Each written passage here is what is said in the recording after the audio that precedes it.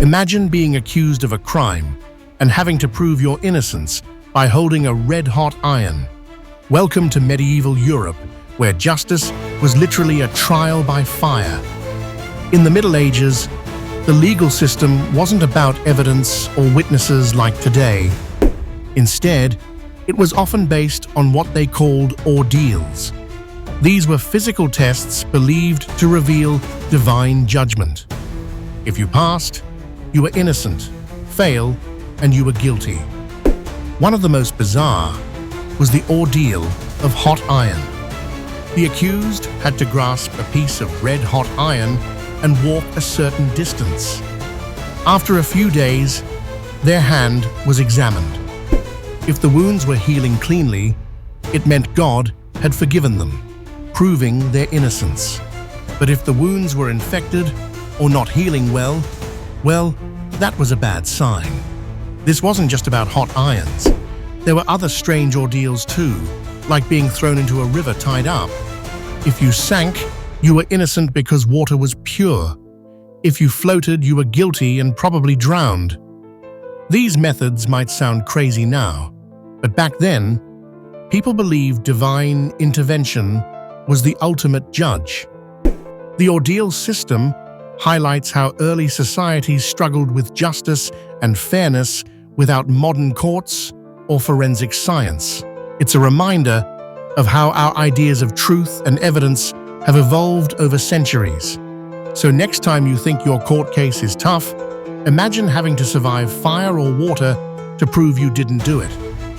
Would you trust a burning hand to tell the truth? Beyond hot irons and river tests, there were several other ordeals used throughout medieval Europe, and even in other cultures.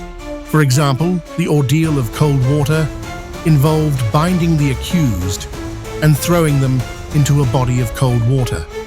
Similar to the river ordeal, if they sank, it was a sign of innocence, while floating meant guilt.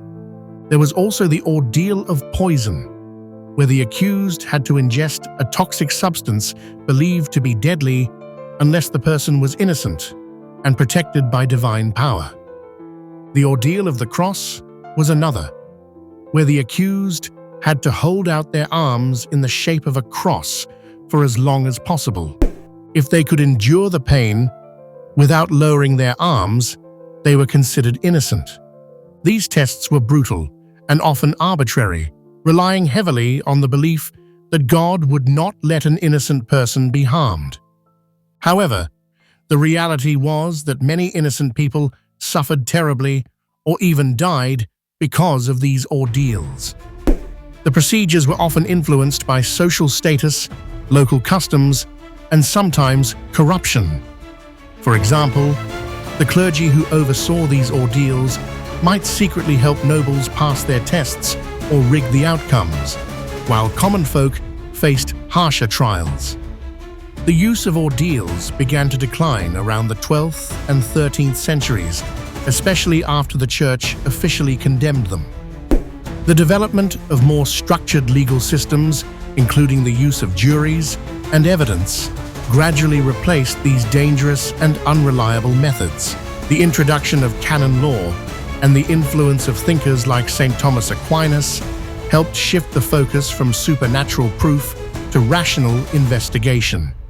In some regions, ordeals continued well into the late Middle Ages, but their popularity waned as rulers sought more effective ways to administer justice and maintain order. The ordeal system also reflects a broader human tendency to seek absolute certainty in matters of guilt and innocence, especially when the stakes are high. Before the rise of science and reason, people turned to religion and superstition to fill the gaps in understanding. They believed that divine forces would intervene in human affairs to reveal truth, which made these ordeals both a religious ritual and a legal procedure. Today, the concept of proving one's innocence by undergoing physical suffering seems barbaric and unjust. Modern legal systems emphasize evidence, witness testimony, and the presumption of innocence to ensure fairness and protect human rights.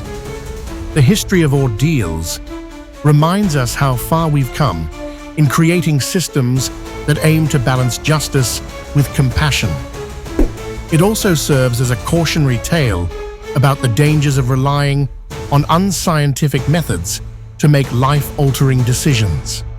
The ordeal by fire and water might be relics of the past, but they continue to fascinate historians and legal scholars as vivid examples of medieval justice. They also inspire reflection on how cultural beliefs shape our understanding of truth and morality. So, next time you face a challenging situation, remember those accused in the Middle Ages who had to endure pain and danger to prove their innocence. Their stories highlight the importance of fairness, evidence, and humanity in law. Would you trust a burning hand to tell the truth? Probably not.